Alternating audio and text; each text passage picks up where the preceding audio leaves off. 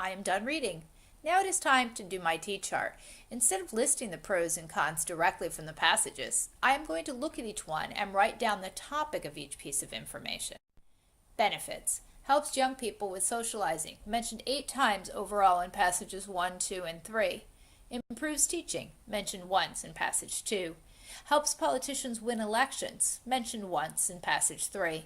Provides chance to be creative, mentioned once in passage 3.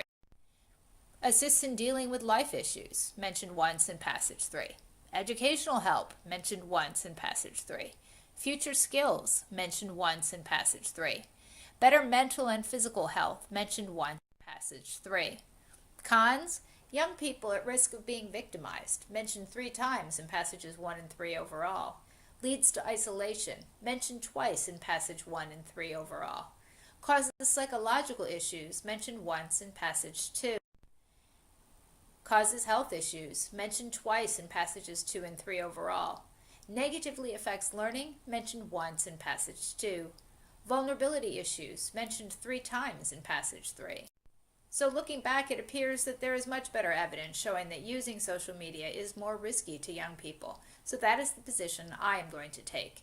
The strongest evidence supports the risks of victimization by others and health problems. So those will be my 2 reasons in my thesis.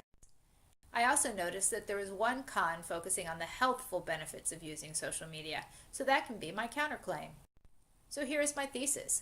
Although some studies have shown that there are more health benefits to using social media is more risky for young people because of possible victimization and health problems. Based on my thesis statement, I know that my first body paragraph needs a topic sentence about victimization, and I will include evidence from passages 1 and 3. Of course, I also need to include commentary explaining or proving how my evidence shows that using social media can result in users becoming victims.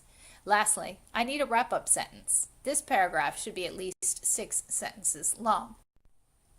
Based on my thesis statement, I know that my second body paragraph needs a topic sentence about health issues, and I will include evidence from passages 2 and 3. Of course, I also need to include commentary where I explain how my evidence supports the point of my topic sentence. In other words, how does my evidence show or demonstrate that using social media can lead to the development of health problems? Lastly, I need to include a wrap-up sentence. This paragraph should be at least 6 sentences. My third body paragraph needs to reference the counterclaim from my thesis statement. If you did not put your counterclaim in your thesis statement, that was fine for now. Just mention it here. My topic sentence will focus on how, while there is some evidence to show better mental and physical health as a result of using social media, there is a greater danger of developing psychological issues, as shown in passage 2. Then, of course, I need to elaborate on my evidence and prove that using social media can cause such issues. Now, of course, I need to write my conclusion.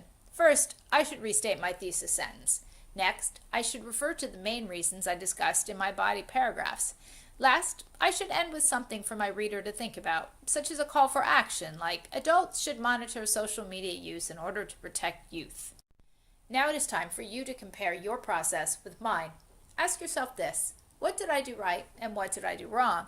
How can I do better planning and writing my next argumentative essay?